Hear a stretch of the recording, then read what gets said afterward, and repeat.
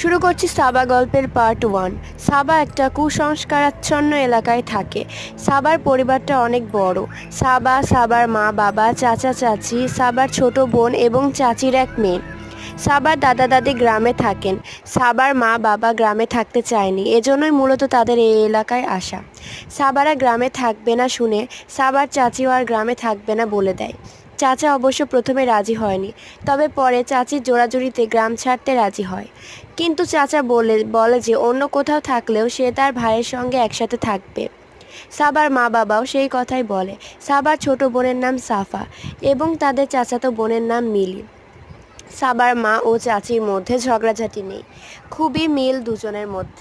সেজন্য একসাথে থাকতে কোনো অসুবিধা হয় না। যে এলাকাতে তারা এসেছে তার নাম শেওলাপাড়া। প্রথমে তারা জানতো না যে তাদের সাথে কি ঘটতে পারে। Next episode part 2 like subscribe.